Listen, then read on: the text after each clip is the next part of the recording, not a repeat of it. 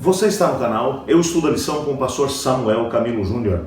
Hoje é terça-feira, dia 23 de junho, e o tema que estudaremos na nossa lição será Jesus versus as Escrituras.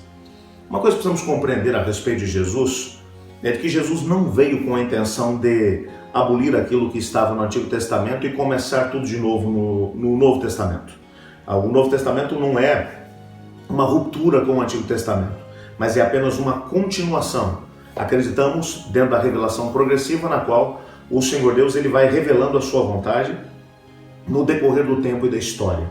E desde que o primeiro dos escritores começou a escrever, cremos nós, Moisés, até o último a escrever, que cremos ter sido João, a verdade de Deus foi sendo revelada de forma progressiva, para que nós tivéssemos a possibilidade de poder compreendê-la. O Novo Testamento é nada mais nada menos do que isso.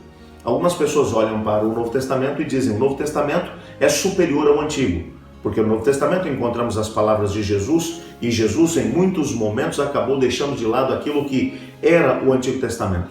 Mas precisamos fazer aqui uma diferenciação em relação ao tempo de Cristo Jesus. Há dois elementos. O primeiro deles, as Escrituras do Antigo Testamento.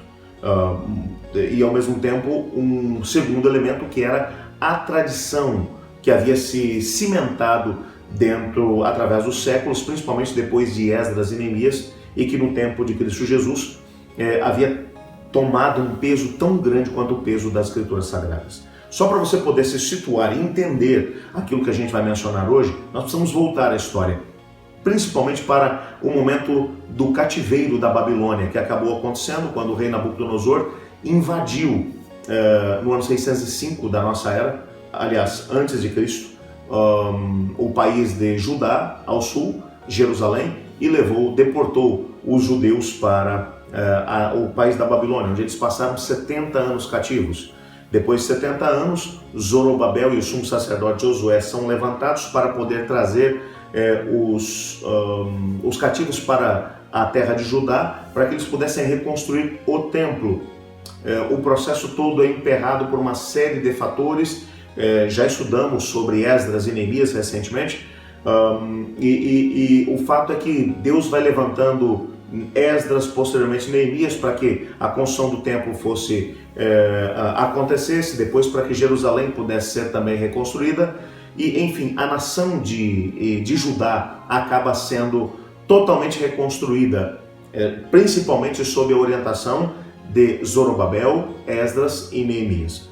Quando você percebe o momento em que esses indivíduos saem de cena, que o seu tempo passa, eles morrem, outros vão se levantando para poder dirigir o povo, uma coisa é certa: o cativeiro da Babilônia havia ensinado que abandonar os princípios da palavra de Deus era um sinônimo de sofrimento, que Deus castigaria seu povo se eles abandonassem os princípios da palavra de Deus, como os seus ancestrais antes do cativeiro haviam feito.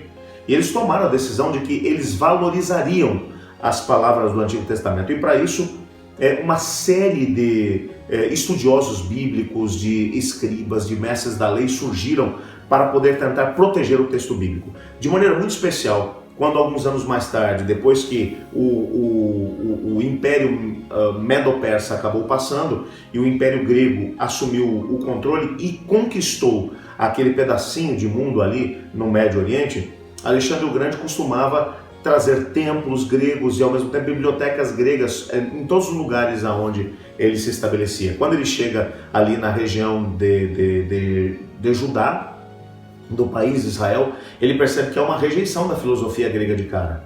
E Alexandre acaba se tornando um indivíduo muito mais esperto do que a maior parte daqueles que foram antes ou depois dele. Porque ao invés de entrar com a filosofia grega através da força, o que ele vai fazer é criar 10 cidades na região de Decápolis. Algumas cidades que já existiam, ele agrega a essas 10 cidades, coloca nelas templos gregos, bibliotecas gregas, pensadores gregos, filósofos, que tinham como principal objetivo influenciar o país de Israel com as ideias gregas, o que acabou acontecendo. E quando as pessoas começaram a viver um estilo de vida sem compromisso com a palavra de Deus, surge um movimento de reavivamento dentro do país de Israel. Um movimento que era liderado por um grupo chamado os Hassidim. E esses Hassidim, eles entraram para poder tentar fazer com que os princípios da palavra de Deus pudessem permanecer intocáveis e que as pessoas pudessem continuar valorizando. Esse mesmo grupo vai dar origem depois ao grupo dos fariseus. E esse grupo, de maneira muito especial, vai valorizar o texto bíblico e vai escrever muito sobre aquilo que são as tradições relacionado ao estudo da palavra de Deus, é a interpretação da palavra de Deus, é como viver os princípios da palavra de Deus na vida diária. Eles fizeram isso com muito boas intenções, mas o fato é que essas tradições, e por exemplo, só em relação aos mandamentos, ao mandamento do sábado, eles acabaram subdividindo o mandamento do sábado, o quarto mandamento, em mais de 600 mandamentos entre ordens positivas ou negativas. O que podia-se e o que não se podia fazer. O que fez com que a religião se tornasse um fardo muito grande.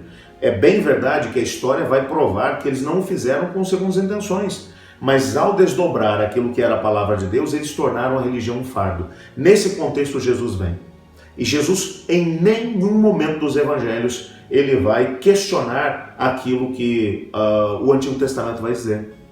Mas ele vai questionar a interpretação que foi feita principalmente pelos Hassidim em relação ao Antigo Testamento. Por isso, até o nosso guia de estudos vai trazer uma série de textos, Mateus 5, versos 43 e 44, Mateus 5, 21, 22, 27, 28, 33, 34, 38, 39, entre outros, onde uma frase vai aparecer por parte do Senhor Jesus. Onde Jesus dizia: ouvistes que foi dito, e aí ele mencionava o que tinha sido dito. Eu, porém, vos digo, e aí ele agora vai dizer como é que as coisas devem ser. E muita gente olha para isso e diz assim, tá vendo? Jesus está pegando o que tinha sido dito no Antigo Testamento e está dizendo agora que no Novo Testamento é diferente. Não, o que Jesus estava fazendo em cada uma dessas afirmações, e se você pegar as tradições dos judeus do tempo de Jesus, do primeiro século, e for comparar, Jesus está pegando aquilo que foi a tradição estabelecida pelos Hassidim, que era a interpretação que eles davam para aquilo que estava escrito principalmente no Pentateuco, e ele estava agora trazendo para o lugar certo, estava tentando mostrar para as pessoas o seguinte: olha, o que o Pai estava querendo dizer era isso e não o que vocês estavam colocando. É bem verdade que muita gente ficou incomodada com isso, porque Jesus mexeu na religião estabelecida. A mesma coisa é verdade em relação ao sábado, por exemplo. Jesus nunca questionou a guarda do sábado. O que Jesus questionou foi a tradição dos judeus que mencionava como o sábado deveria ser guardado. E Jesus, por exemplo, ele não disse que o sábado não deveria ser guardado. O que Jesus foi dizer era que, por exemplo, as pessoas deveriam fazer o bem aos sábados e não o mal, e não se omitir. Quando ele chegava e curava pessoas, os líderes ficavam chateados com isso. Por quê? Porque a tradição dizia que isso não podia acontecer. E Jesus agora vai dizer para eles de forma bem clara que eles estavam invalidando a palavra de Deus por causa da tradição. Então Jesus em nenhum momento ele vai contra o Antigo Testamento. Ele vai pegar os princípios do Antigo Testamento que tinham sido trabalhados pela tradição dos Hassidim, e ele vai agora trazer de volta para aquilo que era a interpretação correta no tempo em que ele vem. Portanto, ele vai valorizar a palavra de Deus. Existem alguns textos aqui que são apresentados no finalzinho do nosso guia de estudos, eu quero terminar com eles, onde Jesus ele vai afirmar categoricamente no seu Sermão da Montanha duas coisas ele vai dizer. Primeiro em Mateus 5,17, que ele diz: não penseis que vim revogar a lei ou os profetas, não vim para revogar, vim para cumprir. E cumprir aqui significa que ele estaria pegando os mesmos princípios do Antigo Testamento e estaria aplicando na perspectiva correta, diferentemente daquilo que a tradição dos judeus fazia.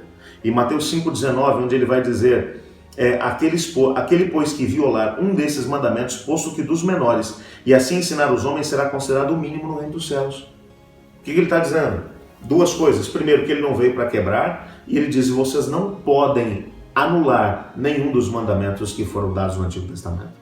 Jesus não veio aqui para poder mudar as coisas e fazer alguma coisa nova com o Novo Testamento. O Novo Testamento é apenas uma releitura daquilo que o povo de Israel havia falhado com as suas tradições ao tentar interpretar a palavra de Deus. Ele estava tentando mostrar um Deus de amor e um Deus de justiça que, junto com esses dois traços da sua personalidade, ele dirigia o seu povo. Que Deus maravilhoso! Temos muito a aprender com Cristo Jesus. Eu queria orar nesse momento para que Deus nos ajudasse a ter essa sabedoria, para podermos olhar para o Antigo Testamento e para o Novo Testamento também e sermos capazes de poder aplicar esses princípios na nossa vida. Obrigado, Pai, porque Cristo Jesus veio aqui à nossa terra para abrir caminho e nos mostrar como a Tua palavra deve ser entendida. Ajuda-nos a fazer a mesma coisa, pois é em nome de Jesus que oramos. Amém. Eu estudo a lição? E você?